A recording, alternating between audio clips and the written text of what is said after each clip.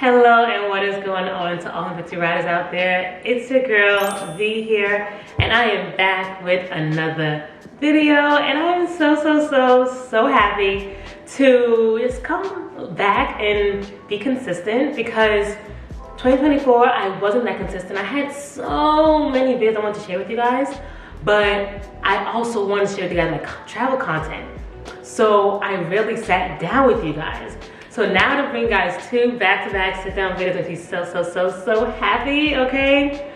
At this point, you have seen that Dante and I backpacked through Europe. All right, you saw all of our time in London, Paris, France, Versailles, France, Amsterdam, Netherlands, Antwerp, Belgium, Bruges, Belgium, Ghent, Belgium, Brussels, Belgium, Prague, the Czech Republic, and Vienna, Austria. So I have so much to be thankful for. Oh my goodness, I cannot stress that enough. First, I want to thank you guys for clicking this video. Thank you for watching this video up to even this part. I love you guys for watching. I love you guys for subscribing. You are now officially part of the Victory Riders. Even if you subscribe, the fact that you're just watching it, you're officially a Victory Rider, and I thank you and I love you. So let's dive on in. So I kind of like to categorize it. So first, it was my spiritual growth, right? Let's talk about spiritual growth, okay? So I have first here that I fell in love with Jesus, and this is so true. By the age of 30, I have fallen in love with Jesus, and it is the best feeling I could have done ever in my life. I was born and raised in the church. My parents raised me Seventh-day Adventist, right? That's where we observe the Sabbath, the seventh day, which is Saturday, as our day we worship God, you know, thanking God for everything He's done for us. Because in Exodus 20 it says, remember the Sabbath day to keep it holy, right? And the way we keep the Sabbath day holy is by doing away with everything we do on the weekday, right? No work, just putting away the daily stressful routine that we have from Sunday to Friday sundown. Because Sunday through Friday sundown, we are literally obsessed with the hamster wheel of life, of how to survive and working and taking care of ourselves and anyone around us, and that could take away from some time with God. So I fell in love with Jesus, I would say, around high school, right? My parents sent me to a boarding school in high school called Pine Forge Academy, and there I met amazing people on fire for God. I'm talking about they love and breathe God. I found myself being corrected by people, not only at PFA, but like just in the church and just growing up through like college and law school and so forth. I found myself being corrected through shame. For example, if I was wearing shorts, because you could look a nice pair of shorts, you know? But if I was like wearing shorts one day, instead of correcting me in love and like how to dress more modest, it was like the looks they would say, they would shoot at me. Over time, I was correcting my behaviors through shame because of the shame I felt when someone would try to correct me. And if it wasn't for the love I had for God, I probably would have ran from the church, because I was like, I don't want nothing to do with these people or how they serve God. But luckily, I have met amazing people who are on fire for God, who love God, and they demonstrated that day to day in how they spoke to people. So I knew how to weed out the bunch who were just kind of like teaching through shame versus people who were teaching through love. And now I am someone who wants to teach through love. One thing for me that people always shamed me for growing up was how I dressed, because like I was always a fashionista, right? I always wanted to wear some fashionable clothes. I wanted to look nice. And sometimes that meant putting on something that wasn't too modest, right? I would have shorts, I would have one sleeve. And I had to learn that my body is the temple of God, right? And whenever I step outside, I need to be a Christ representative to those out there so that they can see Christ in me, right? And a part of seeing Christ in me is doing away with what the world is doing. And if I'm dressing what the media is pushing and what I see other people out there in the world dressing like, I'm not being of Christ, I'm being of the world. right? Like God wants us to be set apart. We have to be countercultural, right? And if you see other people like wearing the short shorts and showing a lot of cleavage, right? You gotta do the opposite of that, because God is calling you to be different. So that when people see you, they see you are not of the world, but you are of Christ. You have a different mindset. You are different. And I just want to share with you guys this verse that I learned from 1 Timothy 2:9-10. And I want women to be modest in their appearance. They should wear decent and appropriate clothing, and not to draw attention to themselves by the way they fix their hair, or by wearing gold or pearls or expensive clothing. But women who claim to be devoted to God should make themselves attractive by the good things they do. I wanted to be attractive by the way I looked, right? I wanted to be attractive by the way I looked, and oftentimes I will look at media to tell me what attractive was, instead of looking at the Bible to kind of tell me what attractive was. And over time I was able to understand that, right? And I'm just so thankful that I was able to fall in love with God, so that he can show me the different ways to correct the way in which I can live better for him, so that other people can see him in me. All right, number 2 is reading all the parables in the Bible, right? I'm happy for the time I spend in the Bible, period, right? Because now I spend daily time in the Bible. At first, I would just do a devotional, you know, and the devotional would have a Bible verse. So I don't need to open the Bible, because the devotion had a Bible verse. But now it's just like I'll do a devotional and I will spend time in the Bible, right? Right now I'm into reading different characters in the Bible. I started even this Bible book club that's only an audience of 1 right now. You can check out the IG handle is Victors with Victoria, where I so far have read Job and Esther, and starting January 13, 14, I'm going to be reading Nehemiah. So if you want to join the Bible book club, come. Although I am an attorney by day, right? That is my career, I am an attorney. I always had a desire to write. Like since I was a little girl, I was writing stories. And I can show you, like I'll show you a little clip of a story I wrote, right? I think it was called like The Horrible Fire something. I'm gonna put a little clip so you guys can see that. And it was like, this is a story I wrote like when I was a little girl, maybe like elementary school or something like that. Definitely, yeah. And my mother always encouraged me to write, right? And I appreciate her motivation to push me to always write. Even at this age, she still pushes me to write because she knows it's in my heart. But I say all that to say, the stories in the Bible motivated me to be the writer that I am today. Like the stories that shared not only a great compelling story, but a lesson at the end for you to dig deeper, for you to find yourself in that story and see what lesson you can learn and apply in your life, because you're always learning, always growing, always changing. So when I hear a story that allows me to see myself and allows me to see what I can learn and apply in my life, baby, that is a good story. And the parables in the Bible have told me just that. I read all the parables in the Bible because I was obsessed with stories. I looked up like all the parables in the Bible, and I will read them day by day by day. And they have molded me and changed me in the way I see the world, the way I see my life, the way I see others, and the way I want to live on this earth. Number 3 is I did the 21-day Daniel fast, right? The 21-day Daniel fast essentially is fasting for 21 days, eating only raw foods at its most natural state. I will steam some stuff, but I won't cook it, right? No oil, no salt, just at its natural state. And nuts, fruits is definitely fine as well. So for 21 days, that's the fast I was doing. And it allowed me to really lean on God's word to sustain me instead of leaning on food to sustain me. So sometimes when I was feeling hungry, I would just pray instead of running to the kitchen for food.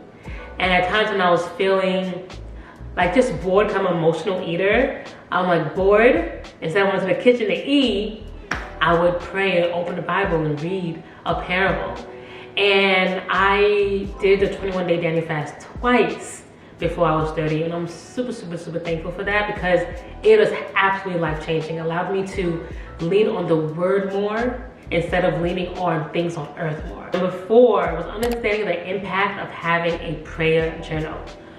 And I was always someone who wrote. Like I told you guys, I love writing, but I also love journaling too. And I was always journaling from high school all the way to law school. But once I started dating, or rather once I started studying for the bar, that's when I stopped journaling, right? I don't know if because life got good or because life got too busy, because I was studying for the bar and planning a wedding, and then we got married, and then life started happening quickly.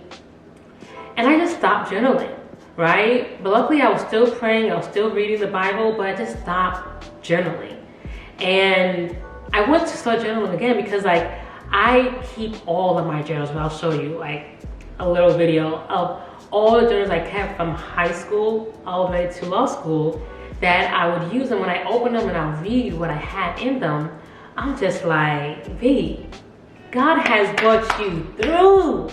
And if you don't know, now you know. Or if you have forgotten, now you know, because you can read it and see what you were going through and where you are now, or how you felt and how you feel now. I started that back, but not as daily as I would back in the day, but I'm starting it back, and it's just the little bit that I would journal. And the little cards I would journal in my prayer closet, I would have like prayer cards all along the wall, is journaling as well. It doesn't have to be an essential book journal, but just journal prayers and post them in your prayer closet has been helpful for me as well. Number 5 is creating daily time with God.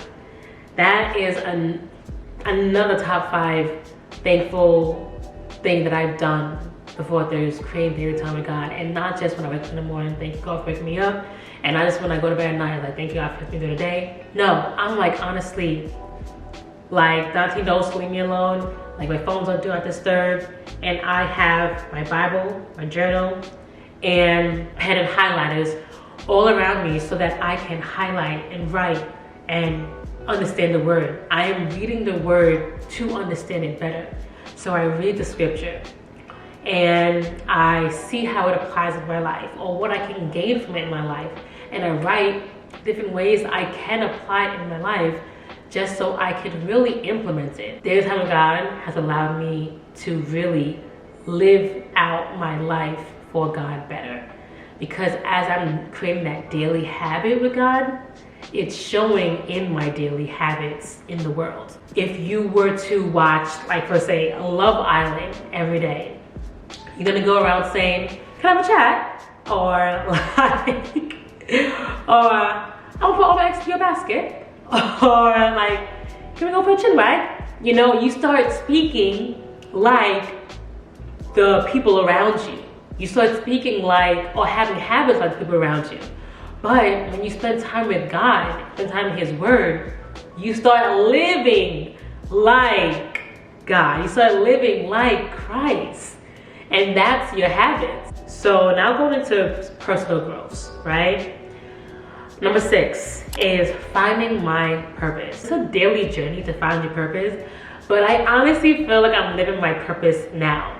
Like, I know God wants to use me in a way to bless others, because the way I have lived my life, the way in which my life has gone, I feel like I am a living testimony for someone to be blessed, to be motivated, to be inspired, and to know that you are not alone. I have felt so many emotions, ranging from the lowest low to the highest high. I'm sure it's similar to many of y'all stories out there.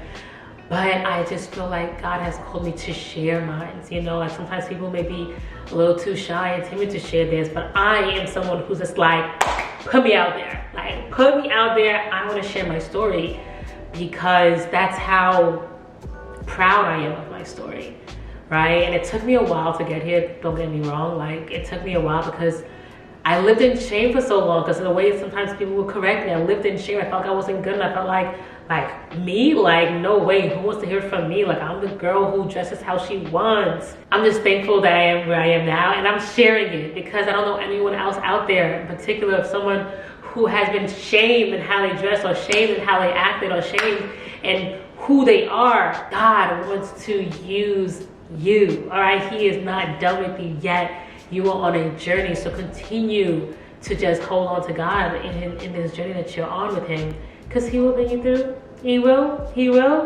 I promise you, that is the end for you. That is the end. You think this is the end?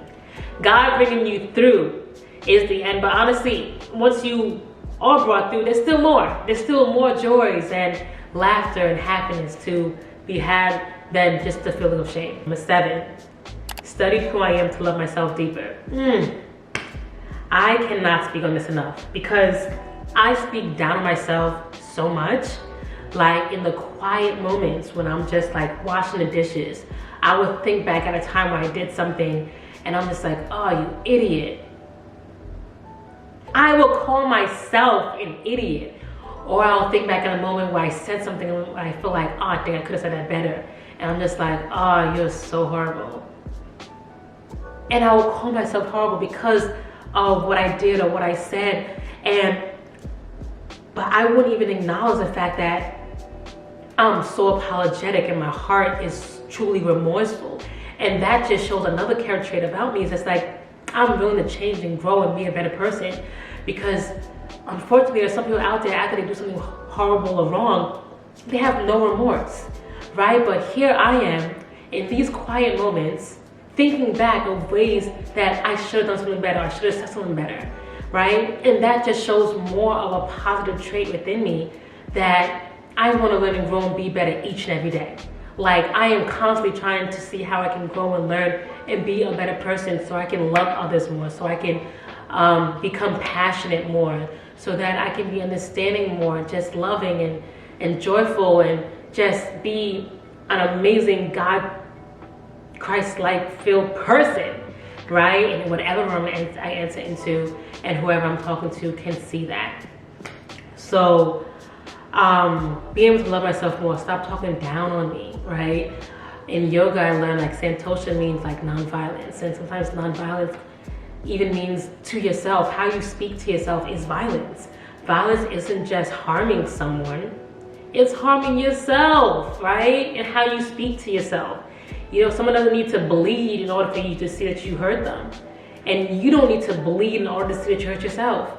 How you talk to yourself is harmful.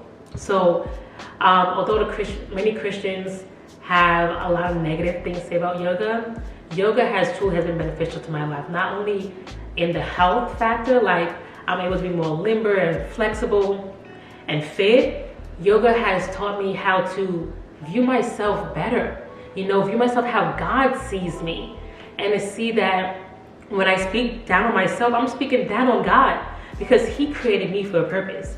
He created me beautifully, wonderfully made. And when I start speaking down on myself, I am basically speaking down on God, because I'm His creation. He's my creator, I'm His creation. So I should never speak down on myself, because God is an amazing God. Speak positive, good things about yourself, because in essence, you are praising God in that way. When I say, Victoria, you are amazing. When I say, Victoria, you are brilliant. When I say, Victoria, you are loving. That is praising God, because I'm His creation. Learning not to please people. Whew. Even though that may come off a little bit kind of like rude, in a sense that people pleasing to the point that you're going against what God has called you to do, right? Oftentimes people pleasing in the sense of like, if someone asks you to take you to the airport, cool, you know? Like, that's not people pleasing. It's just kind of like doing a kind gesture. But if someone asks you to like take this shot with them, because it's their birthday, it's like, oh, come on, it's a birthday shot, everyone gotta take the birthday shots with me. And you think that's people pleasing, because you're going against your morals and values, right? You don't drink, right? That's talking to me. Like, I don't drink. So I'm not going to take a shot in order to please somebody else, because now that's going against how I'm choosing to live my life for God. I just use that one example, but like there's a whole slew of examples. How I choose to respect the Sabbath, right? If someone wants me to go out with them, that way I feel the spirit may not really be there, like clubbing for their birthday. You know, like, oh, you gotta come to the club with me, it's my birthday, we're going to play in the club. That's not my thing, I'm sorry. Especially like on the weekend, because many people celebrate their birthdays on the weekend. And for Friday sundown or Saturday sundown, I observe the Sabbath. So like if you want to go to the club on a Friday night, even if it was a Tuesday night, I still would say no, because how I choose to live my life and how I choose to honor the Sabbath, I am not going to go anywhere where I feel like Christ is not really the focal point there. Like when you go to the club, Christ isn't the focal point there. The focal point there is kind of like drinking, meeting people for whatever agenda, you know. It's kind of like, there's nothing really for me there. Like I'm happily married, I'm not gonna drink. The music they're listening to there is like not even how I'm gonna feed my mind, because I no longer wanted to jeopardize my relationship with God or abuse my relationship with God, because I know He's a loving God, a forgiving God, a merciful God, a gracious God. I didn't want to do anything that I knew was against how I wanted my life for God, and then come back calling back to Him like, God, please forgive me, I know you understand, like, you know my heart. Like I didn't want to abuse God's love for me, because I know He's gonna forgive me, I know He's gonna take me back with open arms. So it's like, okay, well, I might as well just do this when He's gonna take me back. But it's just like, no, just because we serve an amazing, loving, and compassionate God does not mean we can take advantage of that, right? And that's how I begin to see people pleasing kind of like overshadowing and jeopardizing my relationship with God. Many times I would do stuff for people, even without them asking me though. I would just do it because in my head, I thought they expected that from me, right? And that was the worst one, because they didn't verbally tell it to me.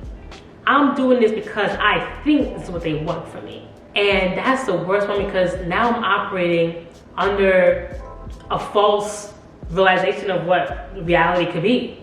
You know, I could be, because like, oh, maybe they really want me there. Maybe they don't. Now I put myself in a position where I'm not living like Christ over a thought. Not even something that they actually said. It's a thought that I put it in my own brain, you know? What I'm really referring to is like when I was turning 30, I was gonna throw like this big 30th birthday bash. Like I had a space rented out, lost money, I put a deposit down, didn't get it back. And I was going to have like vendors and food, and I was gonna invite all these people to celebrate my birthday with me. And it's so funny that I was doing all of this because I thought that's what people expected from me. Because my birthday's around the holidays, so I figured, oh, I need to throw like a holiday party / birthday party so everyone can have fun on the holidays and celebrate my birthday with me. When it's just like, but is this what you want to do, or are you just doing this because you think that's what others expect from you? You know, and I was like gonna break bank to throw this party too.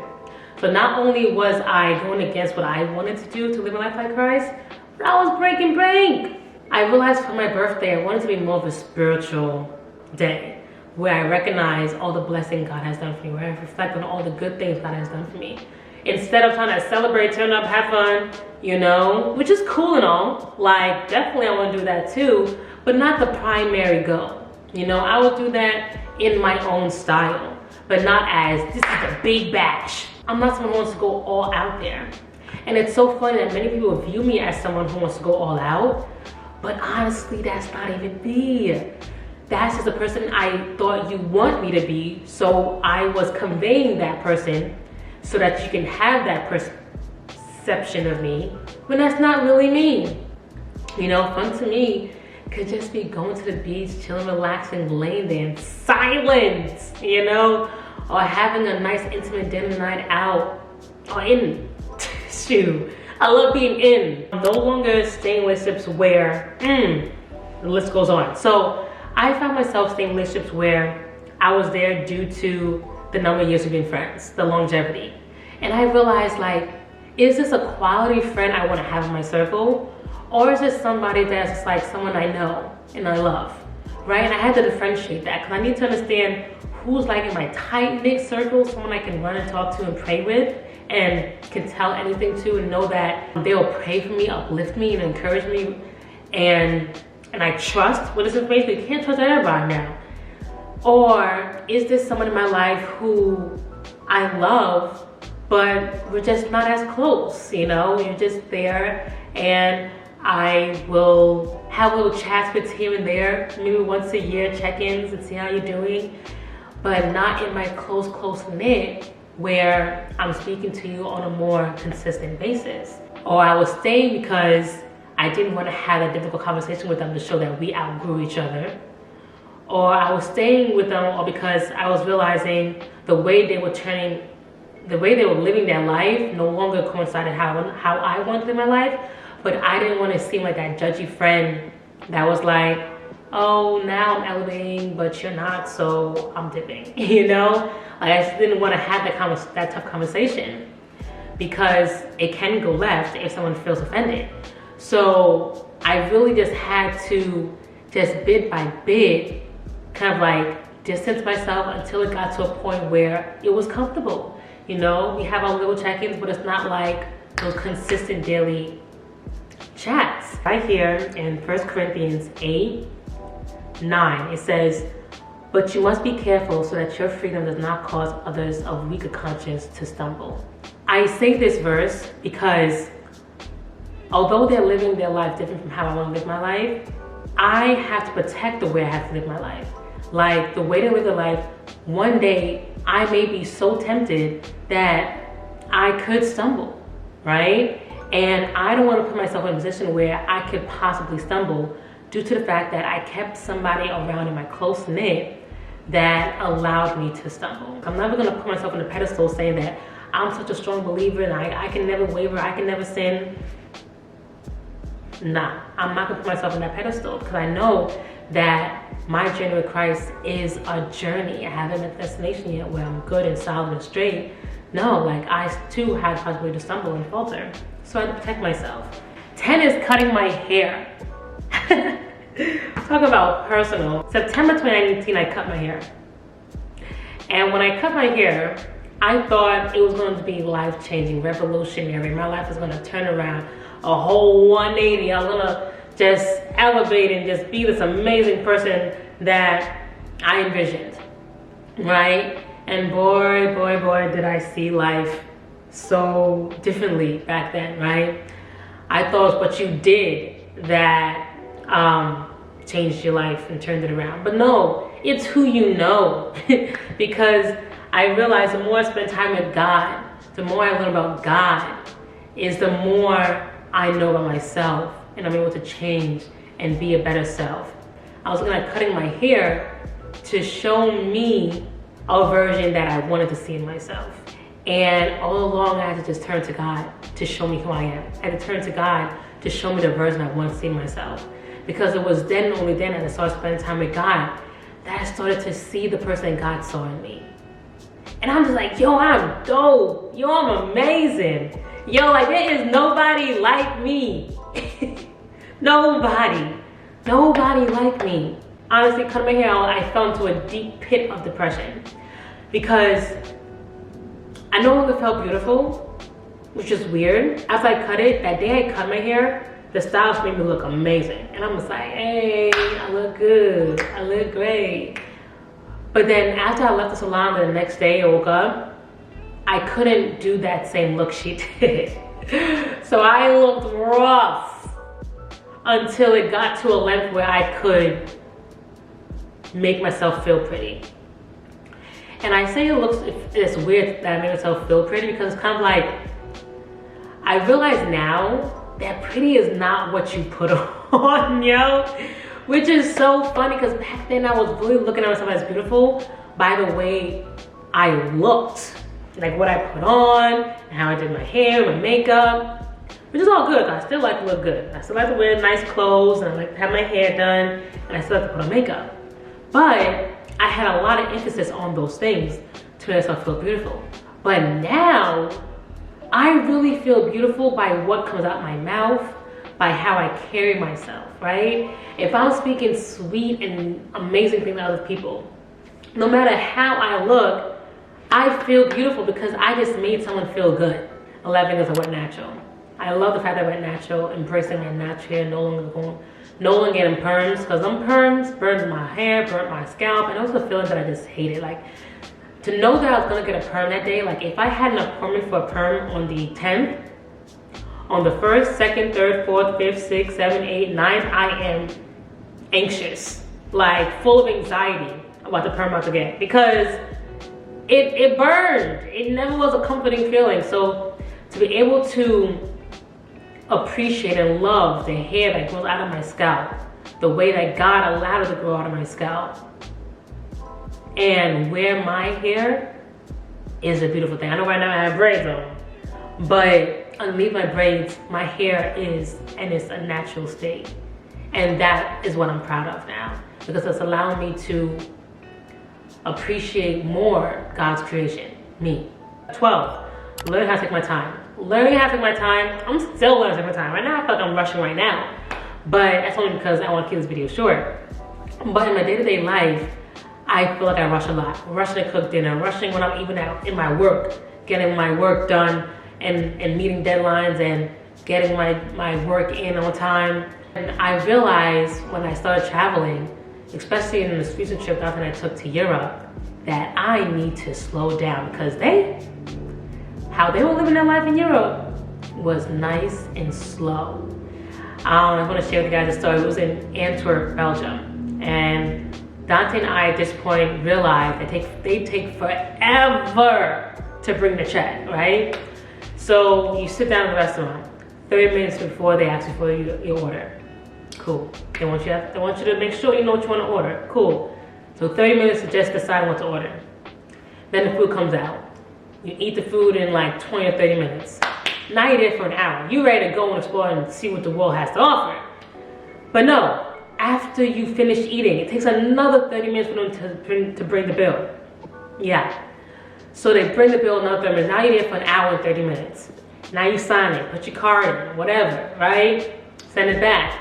It takes another 30 minutes for them to be like, okay, here you are, you all set, have a good day. So now you're there at the restaurant for a good 2 hours. And not even no like fancy restaurant with chandeliers and like beautiful silverware and plating. This could be just a little mom and pop shop, and you'll be there for 2 hours. So this time, Dante and I were in Antwerp for 24 hours, right? We're doing a day trip in Antwerp. And we're like, babe, we gotta be in and out quick. So when we order, we have to ask for the check too at the same time, right? So we order, we're like, boom, boom, boom, we want this, thank you. Can we also have the check too while we're at it? And they're like, oh, no, take your time, finish eating. And I'm just like, dang, we thought we got them. No. So you know what, babe, we're on our last few bites, we're gonna ask for the check. So we have the night, we're eating, having a good time chatting, eating. We had like 3 or 4 bites left. Excuse me, give me the check, please. And they're like, oh, no, you still have food on your plate after the plate's clean. And we're like, no. And that's when we realized that they, no matter what you try to do, is gonna make you slow down. Even if you try to slip and slide your way around things to allow them to speed up, they're like, no, you're gonna finish your plate, and once you finish your plate, then we'll bring you the check. And I just couldn't believe it. I literally couldn't believe it. So the 24 hours we spent in Antwerp, 2 hours was spent just eating. But we could have seen more, but it was okay because we did see a lot that we wanted to see, and we still went to bed at a reasonable hour. So life went on. It just allowed me to see like, tranquilo, relax. Like life is moving, but you don't have to move fast. So 13, do it for you. And do it instead of expecting other people to do it. Don't wait for someone else to do it. Don't expect anyone else to do it. Don't ask anyone to do it. Just do it. Do for self. That's one of the main keys that I learned before 30 is do for self. Because when you expect other people to do it, you'll be met with disappointment. When you ask somebody to do it, you'll be met with disappointment. When you expect other people to do it, you'll be met with disappointment, because the only person that can and will satisfy you fully is God. The example I will share with you guys is for my birthday, right? For my birthday, I always put on somebody else to make me feel special. Whether it's my mom or my husband, I put the expectation on them to create a day to make me feel special. Although they will do an amazing job, right? They will go above and beyond and do an amazing job. but in my head, it just wasn't what I expected. They would do it because they have their own mind. They have their own creative threshold. They have their own ideas.